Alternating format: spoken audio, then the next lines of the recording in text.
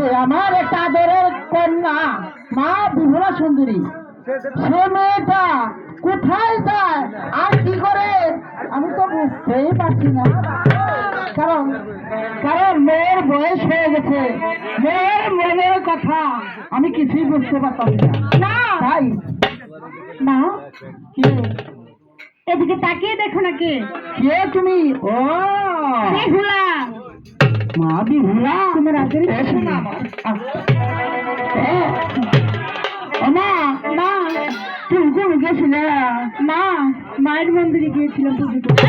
ও তা তো আমার বলো না মা। কারণ তুমি তুমি যে আমার একটু আদরের মাথায় চুলাই মনে খাবো, মাটির চুলাই চুলাই খাবো। তুমি তুমি তো আমার বড় আদরের কন্যা মা বলাই না, একটি কথা বলি। বলো বলো তুমি কি বলবা? না, বলো। ওই পাড়ায় সবাই না হ্যাঁ সানুমানের ঘাটে যাচ্ছে। হনুমানদার কাছে কেন মা? কেন? হ্যাঁ স্নান করতে যাচ্ছে। না না আমাকে যেতে দাও না মা। কখনো না, তোমাকে হনুমানদার ঘাটে যেতে দেব না মা। আমি যাবো। না না না না দিব না দিব না দিব না ইহা বারে না। হাই গো বিদায়ী বিদায়ী বাইরে আমার মা গো বিদায় না হাই গো বিদায় বেহরবি বাইবে না মামা মা গো বিদায় দে আমারে। হাই হাতে ধরে পায়ে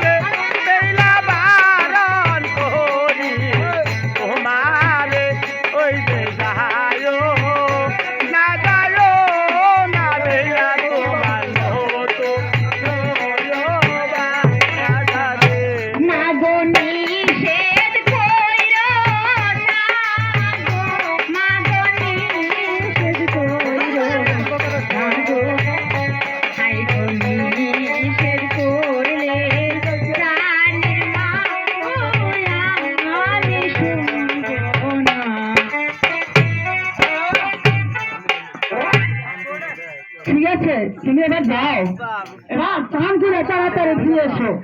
আমি তোমার কমিশনে নিয়ে যাই মা।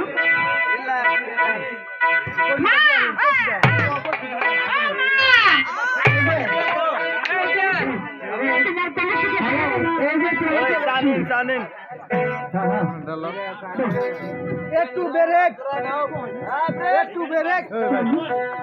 সাধন এই মেম্বারের উপরে কথা এই বারান্দার দিকে আগে দেন, বারান্দার দিকে আগে দেন। ওই মেলা মেলা আগে